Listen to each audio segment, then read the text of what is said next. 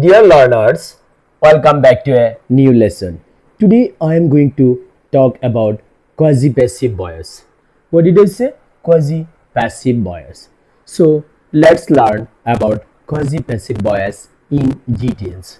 So I am going to tell you if a transitive verb expresses a passive meaning, if a transitive verb expresses a passive meaning despite of being in the active form.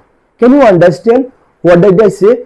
It's in the active form, but in the meaning like it's passive in the meaning or in meaning. It's passive in meaning. Try to understand what did I say? If a transitive verb expresses a passive meaning. What did I say?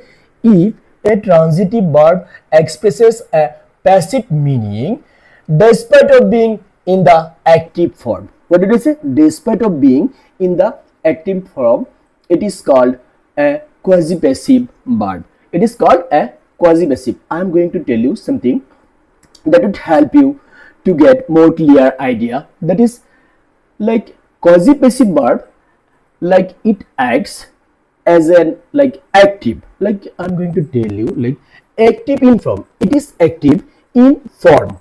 Like the form of quasi-passive verb is in the active voice. Can you understand? Or is in the active form. So it's active in form but passive in meaning. Try to understand. The meaning is in the passive. Okay, it's active in form but passive in meaning. Try to understand what I am saying. Like I'm going to give you some example that would help you to get clear idea. Like the house is building. Try to understand here subject the house, but after that also the house is not able to build. Can you understand? It's like we know that subject, which means whom about something is told, is called subject. Doer is the subject. Here the house is building, which means house cannot do the building.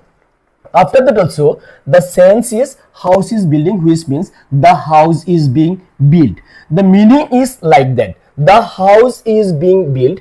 In Bengali its meaning house ti like bariti nirman kora hocche. Here also its mean the house is building. Here also meaning is like বাড়িটি নির্মাণ করা হচ্ছে একই অর্থ যদি হচ্ছে প্যাসিভের অর্থ প্রকাশ করেছে but after that also the form of the verb is in the active verb form is in the active but meaning is like in the meaning of it's in passive. Can you understand? Passive in meaning and active in form. I am going to give you another example. The rice sells in cheap. Try to understand. The rice sells in cheap. Here sell is the verb. Okay, so this verb like it's active in form. It's active in form. It's active. Here is passive form. The rice is sold. That is called passive form. But here sales is the active form. The rice sells in cheap, but the meaning at the same. The rice is sold cheap. The rice is sold cheap. Can you understand? The meaning is passive. Both have the same meaning. That's why honey tastes sweet. Like honey can never taste. It's taste sweet. It's taste sweet. It tastes sweet. Like honey is sweet when it is tasted. That is the passive form, but the meaning is the same. Here also the same meaning, which means quasi-passive, which means the verb is in the active form but the meaning is in the passive.